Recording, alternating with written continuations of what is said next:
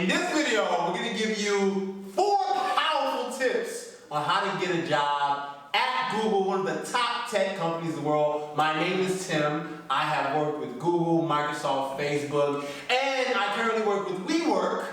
And we're going to be talking with you about how to get a job in tech if you are not an engineer, because that's what our channel is all about. That's right. That's right. My name is John, and I currently work for Amazon. We have a special guest today. Yeah. Thank you. Give it to him. Give it to him. Hi all, I'm Ruben Chu. I am the COO of SM Diversity. Thank you, John and Tim, for having me. So tip number 1, you have to tailor your bio, your LinkedIn profile, your resume for that specific role that you're looking for at Google, right? So if you're looking to get into a product management role, and this is if you're not an engineer, if you're not technical, if you're looking to get into a business analyst role, if you're looking to get into program management, you need to potentially reference the resumes or talk with people who are in these roles at a Google or at any other company that has product managers, and ensure that you are tailored and a fit for that role. Right. So when you start tailoring your professional experience, you start tailoring your resume, you start tailoring your LinkedIn profile for a role at Google, you're probably more likely to get that role. That's right. And another takeaway on this, guys, is go to people's profiles who already work for these companies and look at what their LinkedIn profiles say. If they're heavy users on LinkedIn, you'll see that they have some followers, you'll see what kind of articles they wrote, and those are really important cues to kind of pick up on to see how they think. And Google has over like 100,000 employees, so there's definitely some employees on LinkedIn that work at Google. Yeah, but if you find the ones that are like, some people are not really active on LinkedIn, but you'll find some people that are active, that have some followers, articles, posts, and those are the people you want to cue into. If they have a specific role title that you're going after, look at what their summary says on their LinkedIn profile and try to tailor yours to kind of say similar keywords, because you're kind of cueing into those keywords. You can put those in your resume, you can put them in your LinkedIn profile. I'm giving you sauce. I'm giving you sauce, guys. Going off of what they said. Tip number 2. Tip number 2 would be around these Googlers, be a researcher, as well as Tim has mentioned. Go ahead and be yourself, as well as be a googly person, is what I call it. You have to. You have to be.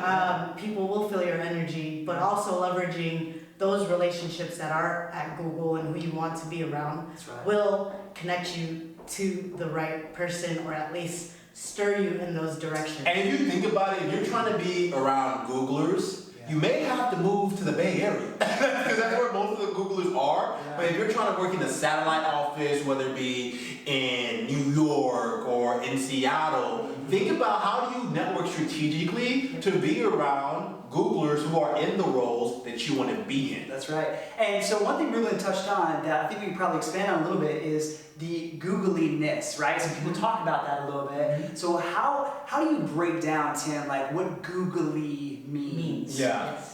Googly is a matter of being your authentic self.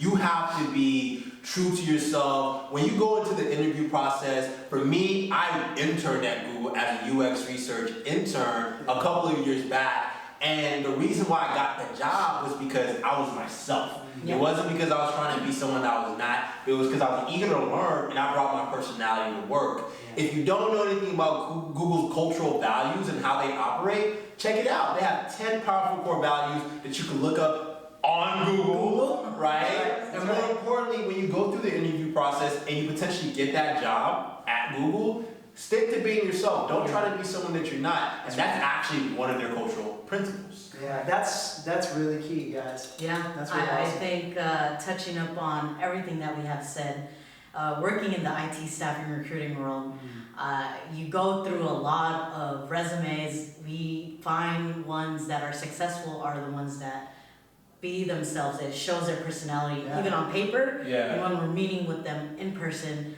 and working with these big companies, it says a lot.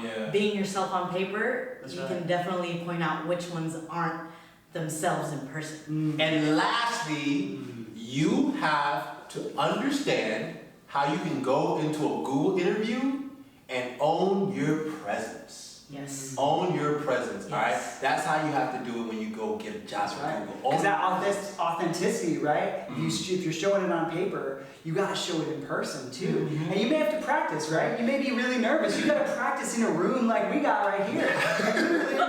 You're literally like talking to yourself in a room and trying to build up confidence. The fourth tip here, guys, is use the resources that Google has available to you on their careers website. So there's a general misconception for a lot of people trying to get into Google and other top tech companies that companies are trying to hide stuff from you, right? Yeah. There's this like shadow world behind the scenes. Ain't nobody trying to hide anything. No, you gotta crack it. You gotta I call it, you got to hack it. Yeah. Hack it. That's right, and you don't have to, right? So Google lays out all the foundational elements of how to specifically get into their company from a student perspective and from a career professional perspective for all degrees, right? So if you go to careers.google.com/careers, or actually, is it?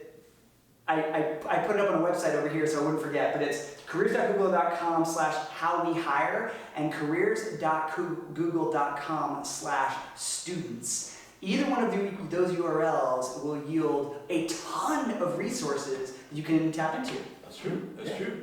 Thank y'all for watching. We appreciate it. Please, you better subscribe to our channel, Careers in Tech for Non-Engineers. That's what John and I are about. And thank you, Ruby, for being on this episode. We appreciate you so much.